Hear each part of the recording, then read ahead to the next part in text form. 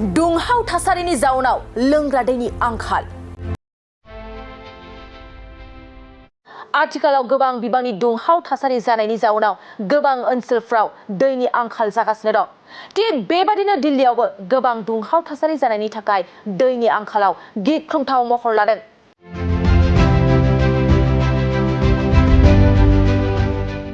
दैनि आंखालाव गोबां सुबुंफ्रा हालाय हाफाय जानांगासिनो थानायखौ बे समाव नुनो मोननाय जादों। लोगोसे सुलुंनिफ्राय मिथिनो मोननाय बादिब्ला यमुना दैमानि दैयाबो जोबोद बाङाय जालांगासिनो। बेनिखायनो दिल्ली सरकारा गंथाम रायजोनिफ्राय हेफाजाब बिदों होनना बे समाव मिथिनो मोनबावनाय जादों।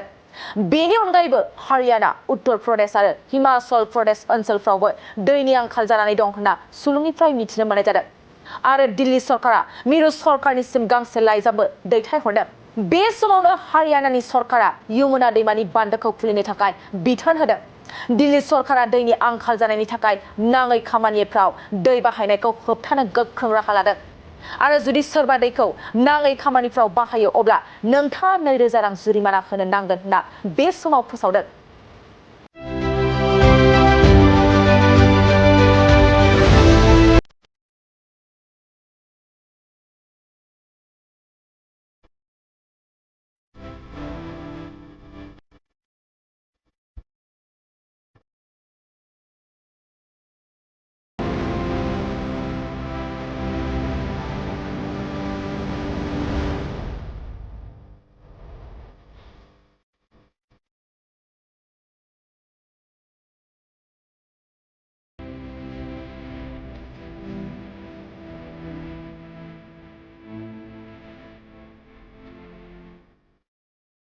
मोनसे गोजोनथाव खौरां, बिए सेथि सेमिस्टारनि थाखाय गसाइगावनि जारागुरि गबिन्द बसुमतारी कलेजाव मुं थिसननाय हाबाफारिया सोलिगासिनो दं। गिबि 100 फरायसाफोरनि थाखाय स्पेशेल अफार आरो गुबुन गुबुन रोखोमनि बेसेन नाङै क्लासनि सुबिदा होनानै मुं थिसननाय हाबाफारिया सोलिगासिनो दं।